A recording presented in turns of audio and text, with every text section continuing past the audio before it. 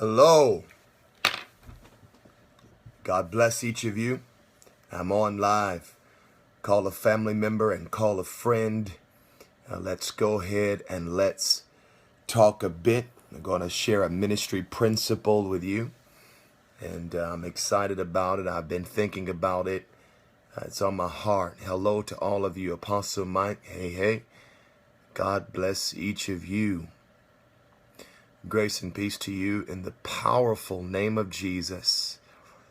Hello, everybody. Good to see all of you. Pastor Marva, hey, love. Good to see all of you. Yes, good to see all of you. I hope you have had a great day. Hope you have had a good day. Somebody said they're making plans to be at fire conference. You are all right with me. If you are watching me and you don't know what the fire conference is, catch up with the conversation. We are getting ready for one of our conferences, our annual gatherings, January the 12th through the 14th, here in the great city of Chicago, the Fire Conference. It's a supernatural conference, a ministry training event open to everyone.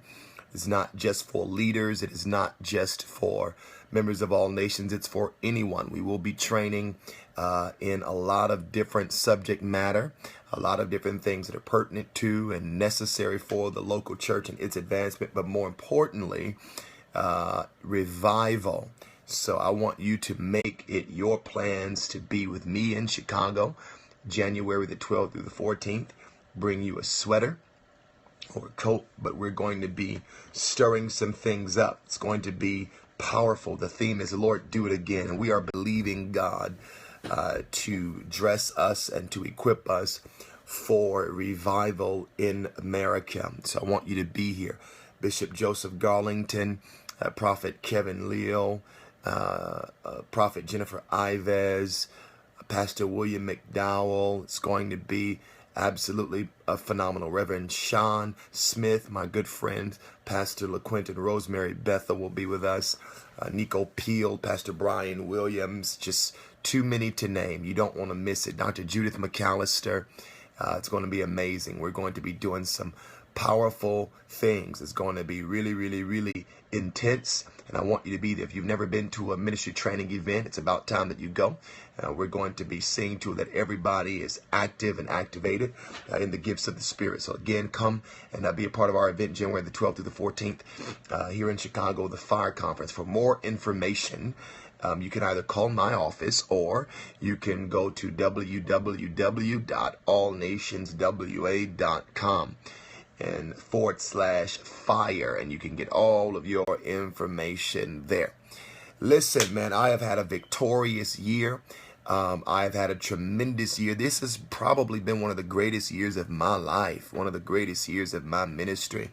God has demonstrated his faithfulness in miraculous ways. And so it's something powerful going on. And I believe that we have moved into a time of supernatural exploits and achievement and accomplishment, progress for God, progress for the man Jesus Christ. And so Happy New Year to all of you. I'm so excited about all of the things God has got planned for you in your life. But I want to share with you something that the Lord is dealing with me about. I'm getting ready in prep for Fire Conference to start a brand new series at All Nations Worship Assembly called Training Day. Of course, it is inspired by the movie Training Day with Denzel Washington in it. And we're going to be breaking that movie down into 4 segments, preaching it all throughout January. You don't want to miss it. And we won't be having Christmas service this year, but we will be having service gathering together on January the 1st. And we're going to be together for one combined service at 11:30. You know it's going to be packed. You're going to have 2,000 people trying to fit in that sanctuary and in our lower level. So if you are anywhere in the Chicagoland area, come and be with us. It's about to be amazing. All right. Let's do this. I want to give you something that has been on my thought process. I believe it started as a directive from God, but something that I think all of you can benefit from, something that I think that you church leaders can benefit from, something that I think you people in church can benefit from. Those of you that serve vision, that serve leaders, and if you have a culture of discipleship and sonship in your house, for what I do and for how I do it, it's an energy source. It kind of fuels all of our vision, is the spirit of sonship.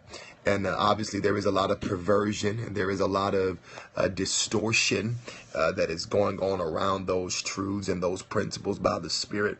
And so we know there's a lot. Actually, my opinion is the majority of people do it wrong, approach it wrong, say it wrong, define it wrong.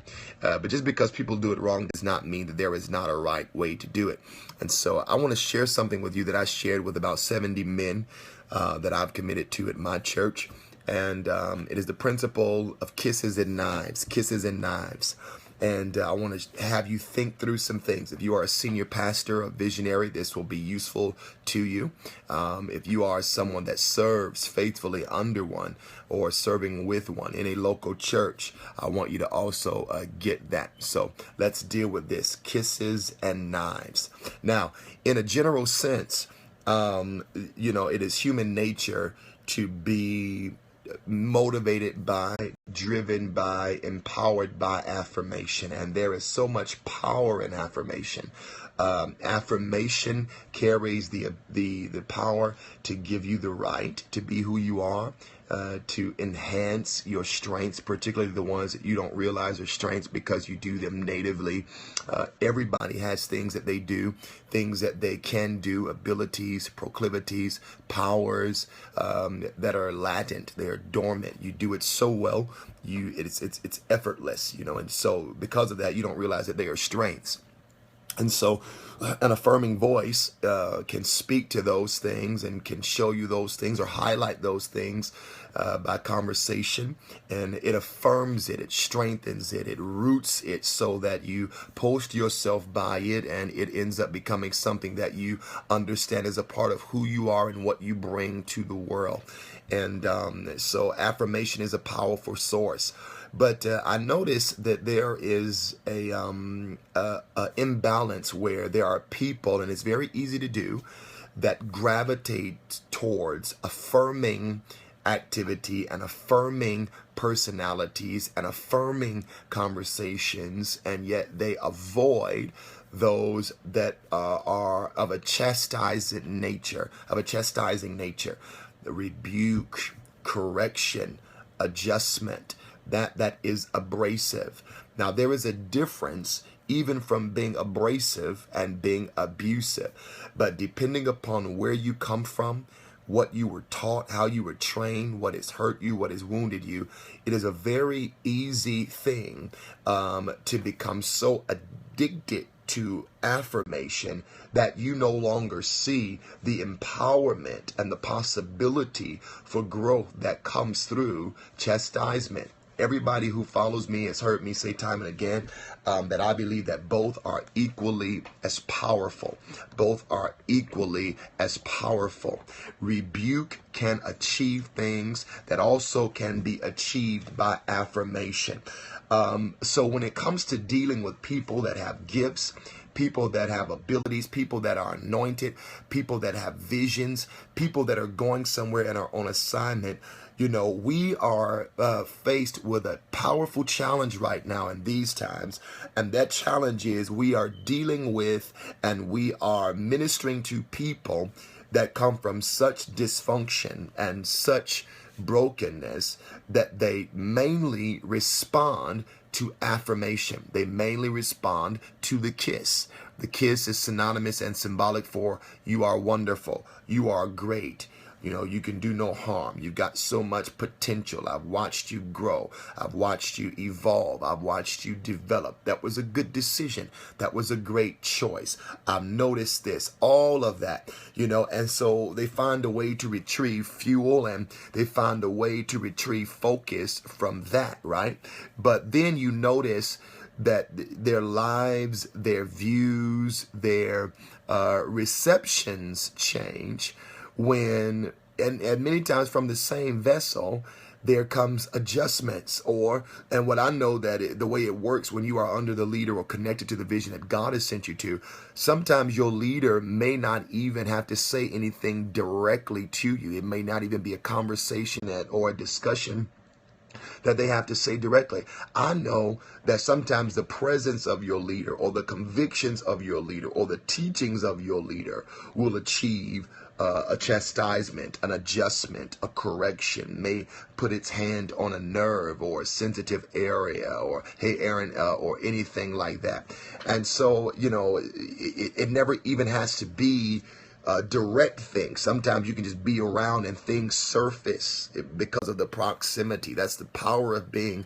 connected to the man or the woman of God. God is assigned to watch over your life, is that their presence just makes things surface. It will be invisible. It will be buried. It can be under years of stuff. And then when God connects you to the house, to the movement, to the thing that he's assigned to steward your destiny, that stuff will start to surface, stuff that you didn't even realize was there. And so I challenged a couple of the men in my church, and I want to challenge all of you in this way. Do not be so addicted to and distracted by the kiss that you despise the knife.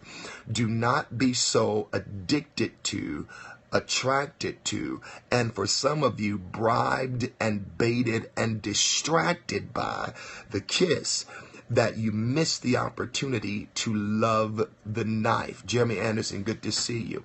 One of the things that if you're going to grow and if you're going to be structured in such a way, and if you're going to have appropriate foundations laid in your life for where God has called you to go, you must not only crave the kiss, you've got to love the knife. And I know people that are missing inheritance, that are missing potential, that are missing a future because they're not jumping. Literally. Now, I know this sounds a bit distorted, and I know a few of you church haters are going to take this and pervert it, but sue me, that have not learned the power in the knife of the hand of somebody that loves you versus the kiss of someone who may not even have your best interest at heart. We need both.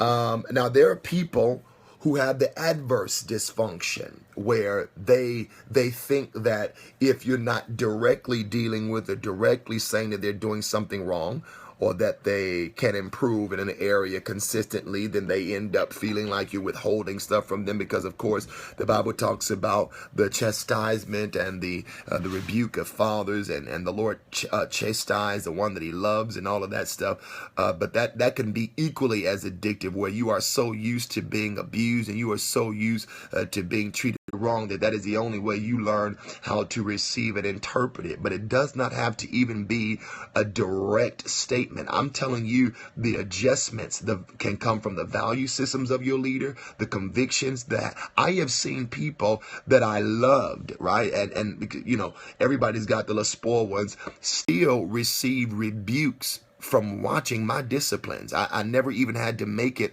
a direct thing of saying, you need to do more of this or less of that. Some of them would just watch how I do life, how I treat my family, and be rebuked by it. So when you are a leader, and I'm talking about the ones that God calls, and you've been installed in the spirit to and over a people, you don't always have to articulate the rebuke. The rebuke will flow from your presence in their lives. Now, I'm confrontational.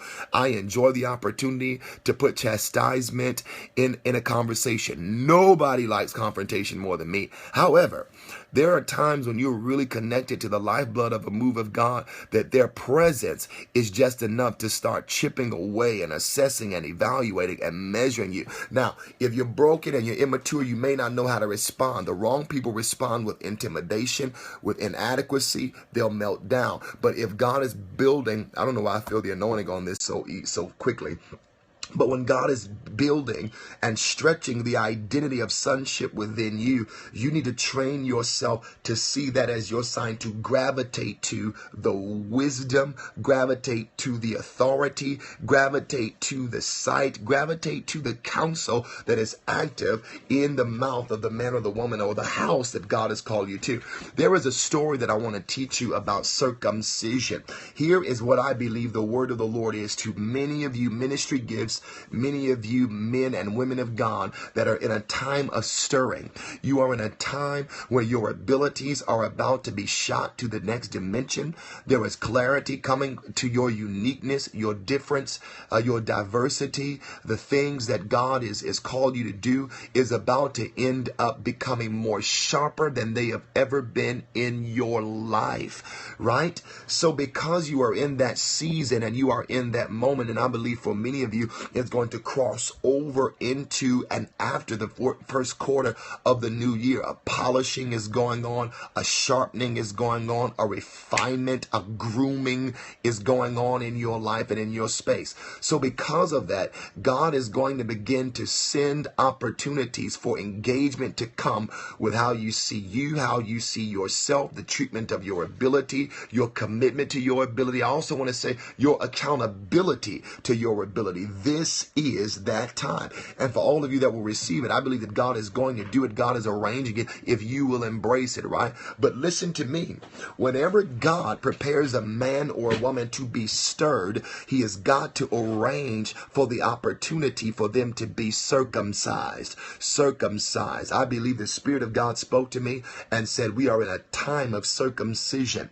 We are not just in a time of favor and a time of open doors and a time of grace. We are also in a time of circumcision.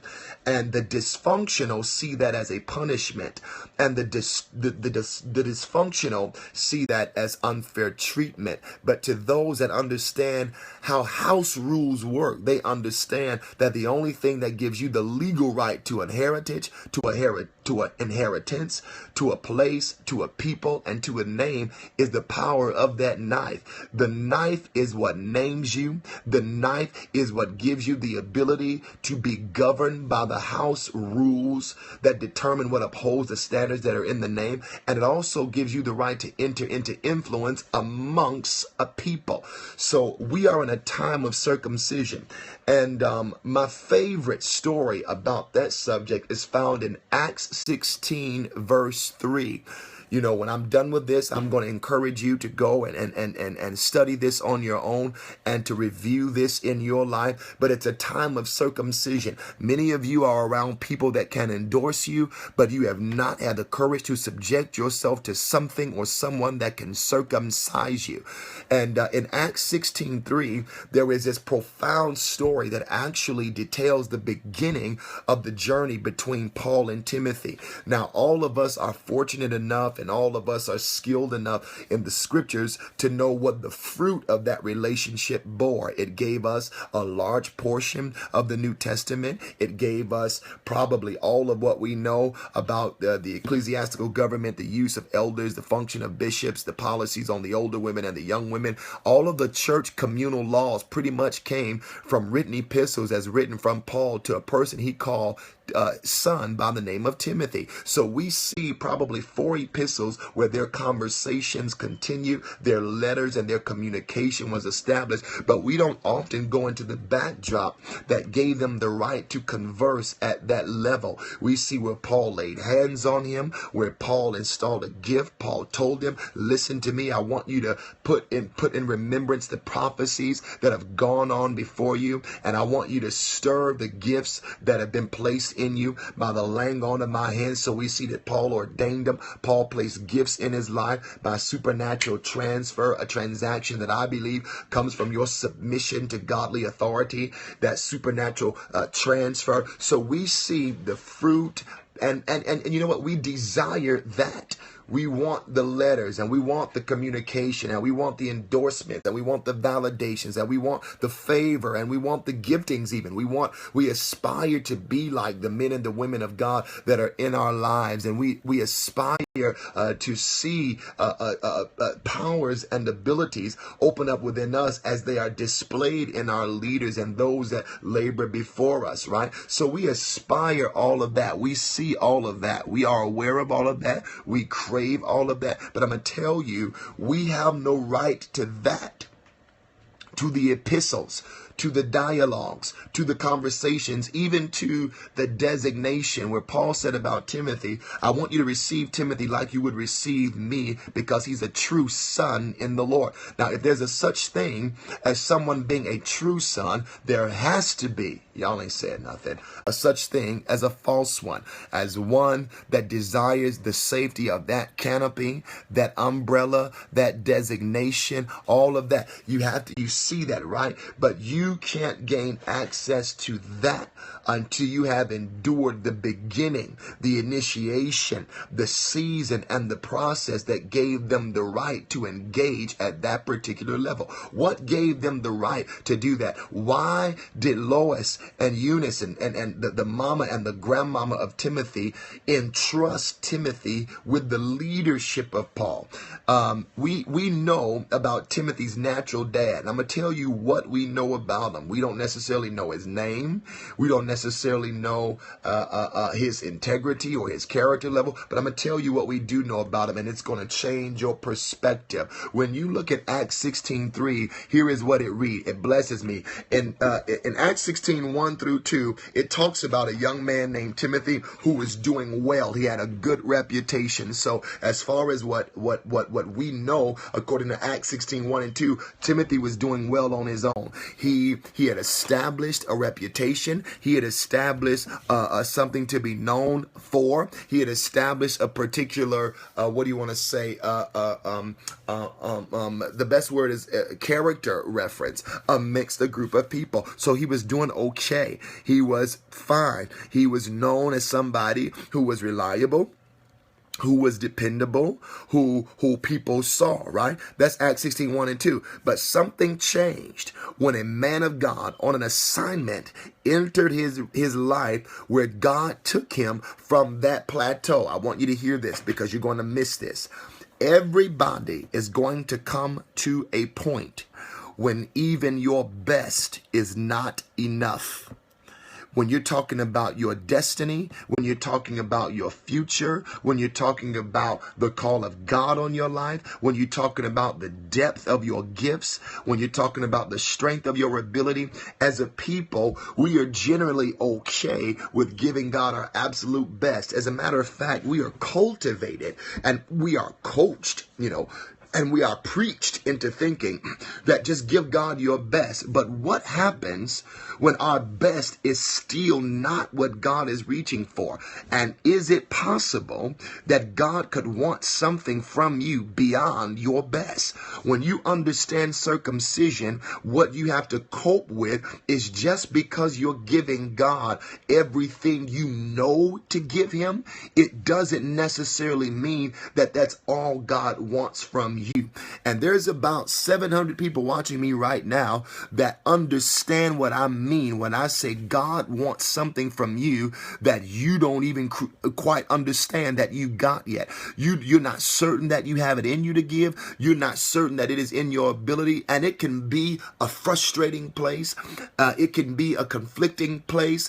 But in this story in Acts 16:1 and 2, obviously Timothy was doing everything he knew to do, and God still caused his path to cross with somebody who had the power, the authority, the ability, the insight, the unction, the strength level to be able, watch this, to take Timothy from his best and to put him on another journey that would give him the right to a future he didn't even know was coming. Can I give you a word from the Lord? God is about to deliver you from your best. Now, you don't have the time to really process that. I want you to watch this on the replay and let that really become something to you. God is about to deliver you from what you believe is your best. He's about to set you free from what you were told was your best, how comfortable you were from your best. Your highest margins, your highest scores, your highest level, your everything, your reputation was built upon. can become a bondage to you if you don't allow the next phase, the next season, the next relationship, the next conversation to pull you from out of your best into a journey that's going to help you to be better than the best you just gave. And in Acts 16:1 and 2, we see that he did his best to establish something to be known for, something to be established for, even something to be respected for, right? But the Bible says Paul was on his way to a city. This is amazing. And here's what Acts 16:3 says after it gives us what Timothy was known for. Acts 16:3 says, but Paul wanted to take him along on the journey, so he circumcised him. This is the NIV, because the Jews who lived in that area knew that Timothy's father was a Greek. I'm going to read it again. Acts 16:3. Paul wanted to take him along on the journey, so he circumcised him because of the Jews who lived in that area, for they all knew that his father was a Greek. So everybody knows the language that Paul and Timothy used in the New Testament. They had a strict ecclesiastical relationship, but then they had another relationship that gave Paul the right to deal with him at more than just an ecclesiastical level, right? And a level that was pertinent to the value systems and the ordinances and the culture of the local church, right? But here's what you need to see about this. Paul was about to go somewhere. He was on a journey to the Jews. He was about to go and travel. And you have to realize how powerful this is. You know, there was no cab service. There were no Ubers. There were no trains. There were no planes. There were no ways to get to long journeys. If it was not by boat, the only mobility they had was camels, horses, or walking. This says that Paul was preparing to literally go and to literally find himself walking, journeying into a place of influence amongst the Jews. He had an uncommon message for them. He had an uncommon insight for them. He had a very unorthodox approach because he was of the Gentiles to the Gentiles, but he was going to the Jews. And he decided that this guy, Timothy, who only knew his best, was supposed to go with him. Here is the lesson for you senior leaders before I crack into this a bit deeper. Make a decision. I don't care what the mega church model teaches you. I don't care what these church planting organizations teach you. I don't care what these documentaries and these stories about how to get 1 million people in 2 years teach you. I'm giving you the Bible principle and the order of God, right? Don't you take anybody with you that won't let you circumcise them. Paul decided in Acts 16:3, I want this guy to go with me. So if he's to go with me, I have to qualify him for where we are about to go by making sure that he can be circumcised for the sake of the place we are headed. Now, this was not just a preference of Paul. Paul was not in the mood to just cut because he didn't know what else to do. He was anointed to do more than cut. He was a revelator. He was a miracle worker. He was a church planter. He was a leadership expert. He was a very influential political person. He studied at the feet of Gamaliel. He was a scholar of the law. He understood the power of war and warfare. And yet it was important to Paul. He made it a priority of his to make sure that Timothy was cut, because where they were going, they would not have received, listen to this, what Paul knew was in Timothy. Had they knew, Timothy had never been cut, because to the Jews, if you were uncircumcised, you were not worth being listened to. You were considered unclean. You were rebelling against the law of Moses. You could not have no command on the scriptures because you're not one of us. So what did Paul do? Before he wrote that boy a letter, before he ordained him, before he gave him laws, before he gave him a platform, before he told Timothy to carry on in his stead, all before the epistles, it started with a knife. Paul's relationship with Timothy did not begin with a kiss.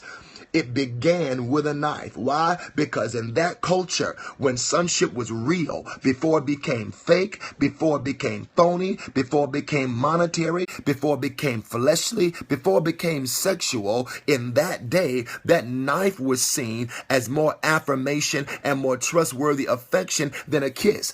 Be reminded that at this point, the apostles were still real sensitive to the kiss, because it was the last thing they knew happened before Jesus was betrayed, was that he was kissed by one of them. So it was not in their custom to see beginning kisses as license to continue down a road of relationship and down a road of intimacy. The way they saw the beginning was through the power of the knife, because it qualified them, it vetted them, it let them know what they were willing to be endured, but also it made their potential legal.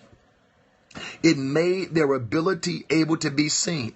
So this is the whole kiss-cut dynamic. When you see Paul circumcise Timothy, it says a lot of new things. Number one, what it says was that Paul stepped in to do what nobody else before him did. Paul stepped in to do, to be, to manifest something that nobody else before him did. Well, how do we know nobody before him did it? Because Acts 16:3 is clear. He had a father. His father was a Greek. They knew the Jews would not have received Timothy because of his history had Paul not took a knife to him. Hear that. In order for him to go with Paul, Paul had to make sure he cut him and he circumcised him to break the power of reproach because of where he came from, who he was born to, the system that structured him, the value system that was placed in his heart, the foundations that was laid in this boy's culture. He cut him. We are clear that Timothy had a father, and the Bible says Paul cut him. Now, in Mosaic law, for those of you that are skilled in the scripture, your natural father was to be the one that circumcised you. You were circumcised on the 8th day. I'm going to give you scripture for that. That number 8 is the number of the new beginning. Everybody know that 8 means new beginnings. But in the Old Testament, you were circumcised on the 8th day. That's Genesis chapter 17, verse 10 through 14. You were circumcised on the 8th day, and then you were given a name. You were not pre-given a name except by some theophany or some angelic appearance until you were cut. And there's a lot of you out there, music, mic wanting, platform craving, opportunity, flyer creating, prayer line having people. You want a name, you want a brand, you want an endorsement, you want your opportunity to be known, but you have no right to a name until you've had a knife. Now, have we done away with the law of Moses? I believe that Jesus Christ fulfilled a lot of what the law demanded, but I believe those principles are still active. You don't need a name until you've had a knife. You can't be trusted with a name until you've handled it. How are you going to handle what comes with a name, and you can't handle being cut by a season by that has a power to reproach you? God is so committed to making your name great. Remember, he even told Abram to circumcise himself. He was so committed to making a man's name great. But in God's mind, I'll never make a man's name great before I put a knife on him. This is why people get great and fall. People develop names and fall. People develop influence and fall. It's not that they're not where God wanted them to be. It's not that they're not anointed. It's not that they don't have an assignment. They just didn't want to endure a knife. They should have sat, and they should be posted by the knife in somebody's hand that gives them the power to live up to the anointing that is on their life. It's called circumcision. When you see in Genesis 17, this is what the Bible says.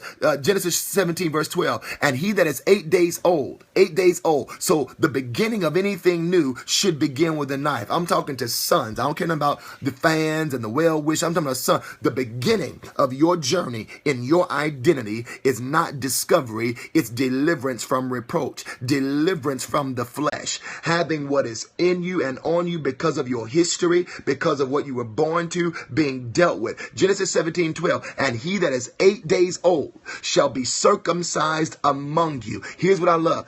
Every man child in your generation. He says, every man child in your generations, he that is born in the house or bought with the money of the stranger, which is not directly of thy seed, cut all of them. That's Genesis 17:12. He says, I want you to circumcise your natural sons, circumcise your foster children, circumcise your adopted children, circumcise your borrowed children, circumcise them all. If they want to come in the house, they want to be seen as sons, they want the rights of sons, they want the portion of sons, they want the treatment of sons, they want the conversation of sons, they want the authority of sons. He said, cut everybody. Once they come into the house, I have given you an ordinance.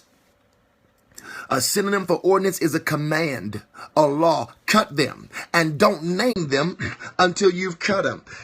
You know, we see a great evil today. A lot of people are invested in developing a name, fighting for the right to go and explore their just themselves and their grind and their hustle and their product and their this and their that. But nobody can trace, nobody can research, nobody can tangibly see who has the right, who has the authority to bring a knife to you. Look at how loving this was. Timothy was a grown man. The law of Moses said that after the child was 8 days old, cut him. Timothy was more than 8 days old. He had a whole reputation, probably a whole career, probably was a master at this point of the law of Moses. He was a grown man. But even Timothy's grownness, if I can say that for the right way, still, he did not reject circumcision. Now, I hate to get gruesome or graphic, but I want to paint this picture to you. I'm a grown man. Many of you that watch me are grown men. I could not imagine enduring the literal pain of being cut in my adulthood. You know, they cut you at 8 days old because you're not as developed, you're not as formed, you're not as mature. You can't really feel it at that particular point. But there's another amount of courage, and there's another amount of focus, and there's another amount of power that must be demonstrated in somebody who chooses to be cut even as an adult. That's your problem. The body of Christ is being ran by a bunch of grown babies that's wanting everybody to respect their adulthood and their individuality, and they're not mature enough to be cut even as an adult, even as somebody achieved, even as somebody known, even as somebody with a talent and a gift and a platform. Whoever it is calling me son, I don't know who you are. Don't do that. And so you see here where Timothy was an adult, and Paul took a knife to him. He took a knife to him as an adult. Now listen to me. Not only is that powerful, what's more powerful than that is Paul's intention was to take him on a journey, which means he cut him knowing they were about to go walking somewhere. If you understand how circumcision works, there is no way in the world that Timothy should have been comfortable walking anywhere. He was probably swollen. He was probably bleeding. He had no real time to recover. He had no real time to be healed. There were no knives. I mean, there were no pain relievers. He couldn't take no aspirin. But Paul knew that I can trust my future with Timothy, my impartation, my ordination, my elevation of Timothy, because he's about to go on a journey and he's going to do it in pain. He's going to do it tough. When it's tough, he's going to do it, while he's swollen. He's going to do it when he does not want to. I would not have been walking anywhere after a circumcision. But the Bible said that immediately after Paul, Acts 16:4, that after Paul cut him, then they walked together and they journeyed together to the next place. That the point of that circumcision is to get you ready for where you are going. The only people that don't need to be circumcised are those that have nowhere to go. Now, you can be in a rat race, trying to be the greatest this, the highest selling this, the most achieved this, and you can compare yourself to everybody else in your lane and in your level. So that's what you're going to do. But when you get cut, you get the right to a journey. You get the right to a name. You get the right to a people. You get the right to be trusted. You only grant authority to those that you know can be circumcised. You don't ever give influence and power and place in what you build and place in what you establish to somebody who runs from a knife because they can only handle kisses. Understand this. Paul cut him and then they start walking. Paul cut him and then knew where they was going to go. Paul cut him, and then went really forward into their journey, into their achievement, into the rest of what they were going to do. Here's another amazing thing that I was learning when I was dealing with this situation of circumcision, was that in Luke 2:21, we find that Jesus Christ was circumcised. Now, they knew what his name was going to be. The angel had already come and said that. But what made his name legal, say legal, what made his name legal, what made it contractual, what gave it the right to manifest in the earth, what gave it the right to become what he was known for and known by, was the fact that Luke 2:21 says that after the 8th day that Jesus was circumcised. He was circumcised. And when the 8 days were accomplished, Luke 2:21, for the circumcising of the child, his name was called Jesus, which was so named of the angel before he was conceived in the womb. So the potential to be Jesus was there. The revelation to be Jesus was there. The prophecy to be Jesus was there. He had centuries of prophecy that proved that he was going to be Jesus, but he did not become what he was prophesied to become until after he had endured a knife. Y'all don't want to say nothing. It's okay. And I'm not going to turn my plow tonight. I said he did not become what it was prophesied he would become until after even. Now listen, if Jesus had to undergo this, if Jesus had to endure this, why do you think that your anointing, your potential, your talent, your intellect, your accomplishments, your individual, why do you think that you get exempt from something Jesus had to go through? Everybody needs a knife. You need a knife in order for you to handle your name, for you to handle what's been stored up for you, for you to trust it. Paul was anointed to deal with what would have reproached Timothy. I'm going to deal with reproach. I'm going to deal with things about you and things around you that may prevent people from receiving you. I know those Jews, they are religious. Yes. They are bound. Yes. They are judging. Yes. But let me tell you what my anointing is for. Paul told Timothy, I'm going to bring a knife to you so that you can be received by who you called to. Some of you will never be received by the types of people or at the level you're supposed to be received because you are so sensitive and you are so rejected and you are so bound and infatuated and enamored with success and celebrity and platforms and mics and opportunities that you won't spend a season in circumcision, allowing a knife, a loving knife in the hand of a father, a mother, a leader to confront your history, to confront your programming, to confront your loyalty to it as if it has not contributed to why and how you are today in your life, to confront it. That cut was a confrontational one. It was not a hateful one. It was not an angry one. It came to deal with the fact that his father was a Greek. It says that them Jews knew Timothy's father was a Greek. So because Timothy's father was a Greek, Paul cut him. Timothy was not even cut because of something Timothy did.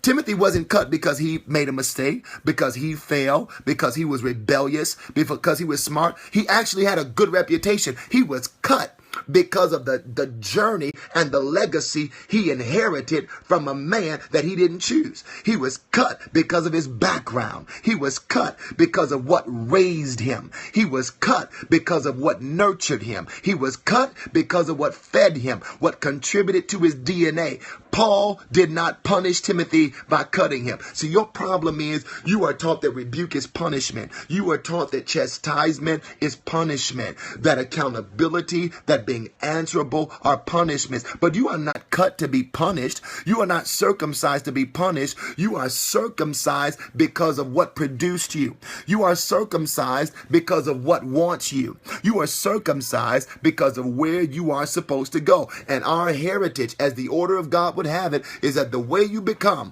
what was prophesied that you would become is that you have got to like the knife just like you like the kiss. You can't just like kisses and not like knives. You got to like the knives in the exact same way. So this is my burden right now. This is my concern right now, is that there are not enough of us that are enduring this circumcision. There are not enough of us that are demonstrating the strength level. That there is not enough of us that, come here, baby, that are in demonstrating the faith faithfulness, the integrity, the loyalty that it takes to actually be cut. My baby wants me, so I got to hold her. So this is why a lot of houses are suffering. This is why a lot of ministries are suffering. This is why a lot of people never really manifest their potential, is that they don't have the ability to endure a cut. If you cannot handle a cut, you cannot handle a credential. As a matter of fact, my value system is that I'll never again credential something that I can't cut. I will never certify something that I can't cut. I will never endorse something that I can't cut. Why? Because the cut for me presents the opportunity to guarantee services, to guarantee training, to guarantee excellence. I want to make sure that everybody that has my name and everybody that has access to what we have built can be licensed, can be bonded, and can also be insured. And the way that you do that is you make sure that they can endure a cut. You need to make sure that they can handle being told no, that they can be handled being told that they see a thing wrong, that they can handle being told that now is not the time, and that now is not the season, and now is not the moment. You need to test that, and you need to make sure that you put that in place before you put a plan together to promote people and to give them platform and to give them opportunity. This is the burden of the Lord right now. So for many of you watching me, I want to encourage you to endure this. Embrace it. See it as a part of what makes you you. See it as a part of what God has put in place for you to go to the next level and to mature at the next level. You must be cut. You got to experience it. You got to experience the setback of it, the emotional jarring of it, the potential misunderstanding of it. You got to have it all happen if you're going to actually be what it was prophesied you would be. Well, I got that burden off of me, and now it's on to you. So I want you to go share this, replay it, rehearse it, meditate upon it. Let somebody know that I did this teaching, and let it bless you. Let it become something that you measure your life by. It's a season of circumcision. Why? Because of the journey. Acts 16:3 says Paul wanted to take Timothy with him. So because he wanted to take him with him, he circumcised him. God is trying to take you somewhere. And for the place that God is trying to take you, you must be willing to be cut. All right, it's freezing, it's acting up, but go back, watch this. I love you so much. I'll talk to you guys soon. Bye-bye.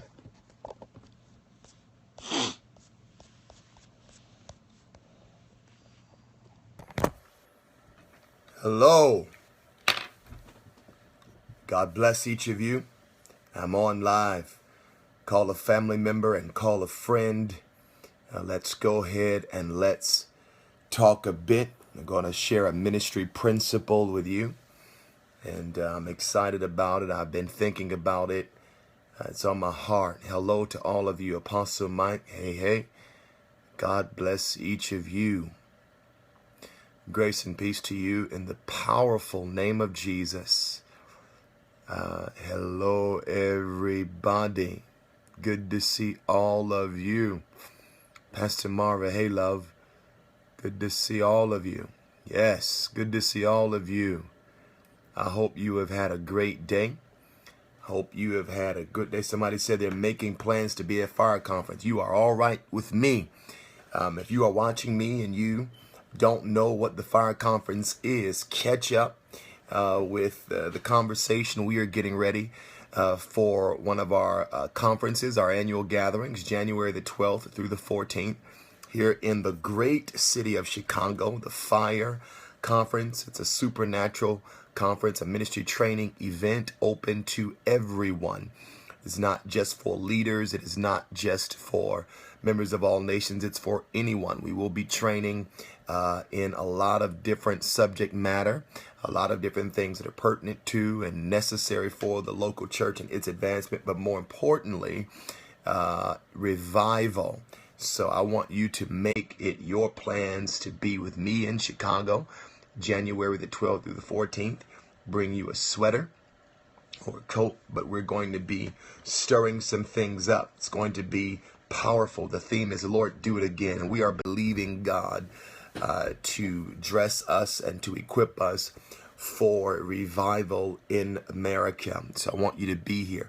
Bishop Joseph Garlington, Prophet Kevin Leo, Prophet Jennifer Ives, Pastor William McDowell. It's going to be absolutely phenomenal. Reverend Sean Smith, my good friend, Pastor LaQuinton Rosemary Bethel will be with us.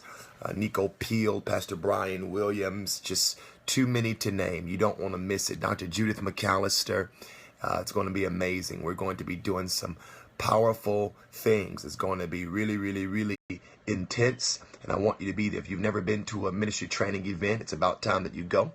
We're going to be seeing to it that everybody is active and activated in the gifts of the Spirit. So again, come and be a part of our event January the 12th through the 14th here in Chicago, the Fire Conference. For more information, you can either call my office or you can go to www.allnationswa.com and /fire, and you can get all of your information there. Listen, man, I have had a victorious year.